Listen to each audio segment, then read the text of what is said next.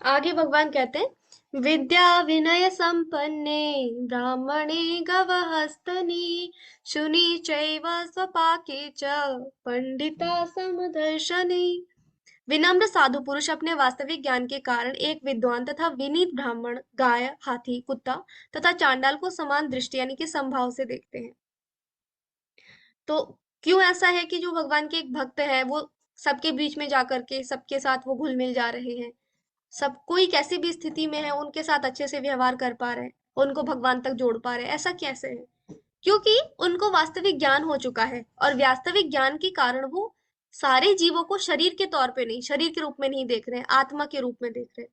वो देख पा रहे हैं कि जितने भी जीव हैं, चाहे अब वो गाय हो, कुत्ता हो, ब्राह्मण भी हो, चाहे वो चांडाल हो, कोई भी हो, सबके सब क्या है, भगवान के अंश है, आत्माएं हैं सारी के सारी। और सारी की सारी आत्माएं क्या है, परमात्मा के अंश है। इस प्रकार से वो देख पाते हैं, इसीलिए वो सबके साथ जो है संभव रख पाते हैं। यह दुनिया निश्चित रूप से एक बेहतर जगह होगी यदि सभी का साथ मिल सके। इस विचारधारा को सार्वभौमिक भाईचारा कहा जाता है, लेकिन यह कहीं भी व्यवहार में नहीं देखा गया। कारण यह है कि एक सामान्य सार्वभौमिक मार्गदर्शक पिता को स्वीकार करने तक सार्वभौमिक भाईचारा एक दूर का सपना है। तो सभी के सभी चाहते हैं, पूरी की पूरी दुनिया इस चीज के पीछे लगी हुई है कि पूरे विश्व में शांति बन सके, लेकिन ऐसा नहीं हो पा रहा है। चाहते सब है, लेकिन ऐसा नहीं हो पा रहा है। फिर भी हम देखते हैं कि कोई ना कोई कोल्ड वॉर या फिर विश्व युद्ध कुछ ना कुछ होता रहता है, चलता रहता है देशों के बीच में। तो सबके सब चाहते हैं कि सारे के सारे शांतिपूर्वक रह पाए, लेकिन नहीं रह पा रहे। इसका कारण क्या है? कारण ये है कि सभी के सभी खुद को एक पिता के अंश के रूप में नहीं समझ पा रहे। वो नहीं समझ पा रहे कि हम सबके सब भगवान के ही अंश है और भगवान कृष्ण के ही हम सब अंश है, या वही हमारे परम पिता है। इस बात को नहीं समझ पा रहे, सब खुद को अलग अलग समझ रहे हैं। मैं इंडियन हूँ, मैं पाकिस्तानी हूँ, मैं चाइनीज हूँ, ऐसे समझ रहे हैं। फिर वो पाकिस्तानी तो इंडियन को मार देंगे, हम चाइनीज को मार देंगे, इंडियन है तुम चाइनीज को मार देंगे, ये सोच रहे हैं। क्योंकि आत्मा के रूप में देख ही नहीं रहे, परमात्मा के अंश के रूप में देख ही नहीं रहे। इसीलिए क्या है, ये सपना जो है ये अभी तक सपना ही बना रहेगा, जब तक कि हम इस प्रकार से ना सोचे कि हम भगवान के अंश हैं। सभी के सभी यहाँ पर दुख भोग रहे हैं, अलग अलग योनियों में हर प्रकार से दुख भोग रहे हैं। क्या कारण है कि हम यहाँ पे दुख भोग रहे हैं, ये यहाँ पर भगवान बताते हैं श्लोका में। ये ही संस्पर्श जा भोगा दुख यो न यो एवते आद्यंतवन्तः कौन्तेय नातेषु रमते बुधः। बुद्धिमान मनुष्य दुख के कारणों में भाग नहीं लेते, जो कि भौतिक इंद्रियों के संसर्ग से उत्पन्न होते हैं। हे कुंती पुत्र, ऐसे भागों का आदि तथा अंत होता है, अतः चतुर व्यक्ति इनमें आनंद नहीं लेता है। तो हम सभी यहाँ पर दुख भोग रहे हैं अलग अलग तरीके से। क्या है इसका कारण? इसका एक ही कारण है कि हम अपनी इंद्रियों को तृप्त करना चाहते हैं, भोग करना चाहते हैं। जब तक ये भोग की इच्छा रहती है तब तक हमें दुख मिलते रहते हैं। जब तक हम अपनी इंद्रियों को तृप्त करना चाहते हैं, दुख मिलते रहते हैं। इसीलिए हम फंस जाते हैं। जैसे यहाँ पे कुछ उदाहरणों से हम समझते हैं। पहला हम चित्र देख रहे हैं, तो यहाँ पे क्या है, कुछ पतंगे हैं।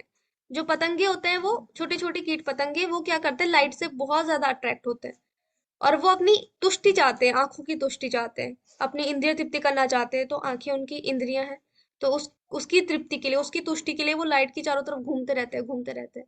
अंत में वो थक जाते हैं या फिर जल जाते हैं, मर जाते हैं। इसी प्रकार से जो है दूसरा चित्र हम देखते हैं हिरन का। तो हिरन जो होता है वो सीटी से बहुत ज्यादा आकर्षित होता है। जब भी सीटी बजाई जाती है तो हिरन उसकी तरफ आकर्षित होता है। तो सीटी बजाते हैं, जब शिकारी उसके पास शिकार करने के लिए जाता है तो शिकारी सीटी बजाता है। अभी सीटी की आवाज सुन करके वो अपने कानों को तृप्त करना चाहता है, उसकी इंद्रिय है, उसको तृप्त करने के लिए वो सीटी की तरफ भागता है, आकर्षित होता है, अंत में मारा जाता है। इसी प्रकार से हम देख रहे हैं यहाँ पे फूल है। तो भंवरे जो होते हैं फूल की खुशबू से बहुत ज्यादा आकर्षित होते हैं, तो अपनी नाक को यानी कि इंद्री को तुष्ट करना चाहते हैं, फूल के चारों तरफ घूमते रहते हैं। अंत में घूमते घूमते वो थक जाते हैं और पानी में गिर जाते हैं, फिर मर जाते हैं। इसी प्रकार से मछली है।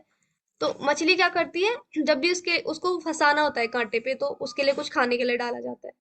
तो अपने पेट भरना चाहती है, अपने तुष्टि करना चाहती है अपनी, तो फंस जाती है कांटे में, फिर मर जाती है।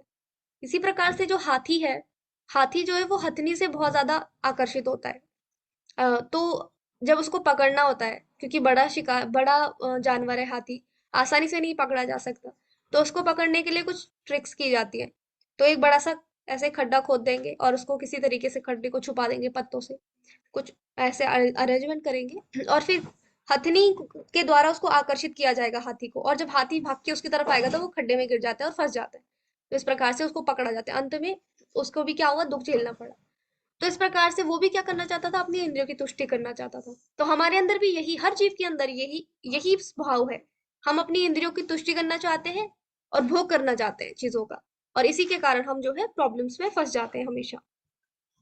अलग अलग प्रकार से कोई इस मतलब पर्याप्त मात्रा में है चीजें खाने के लिए, पीने के लिए, धन प्राप्त मात्रा में, पर्याप्त मात्रा में, लेकिन हमें फिर भी और चाहिए। क्यों? क्योंकि हमें बीएमडब्ल्यू खरीदना है, और चाहिए हमें, और भोग करना है। उसको खरीदने के लिए बहुत ही गधों की तरह मेहनत करेंगे। तो और मेहनत करते टाइम हमें कई सारे कष्ट आएंगे, दुख आएंगे, तो वो सब चीजें भी हम झेलते रहते हैं। क्यों क्यों इतना सब झेल रहे हैं? सिर्फ भोग करने के लिए। तो इसी प्रकार से कई सारी अलग अलग चीजें, जहाँ पे लोभ की वजह से, क्रोध की वजह से, काम की वजह से हम जो है दुख भोगते हैं।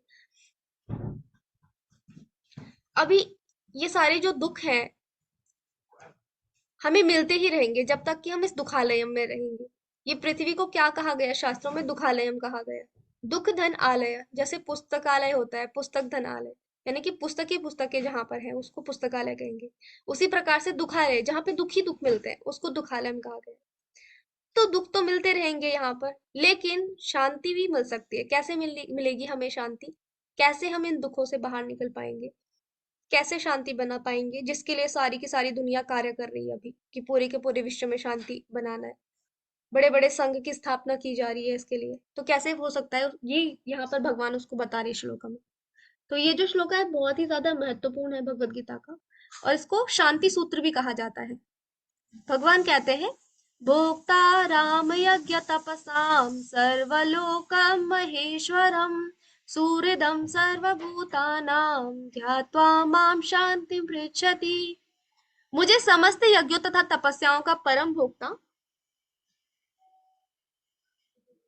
समस्त लोकों तथा देवताओं का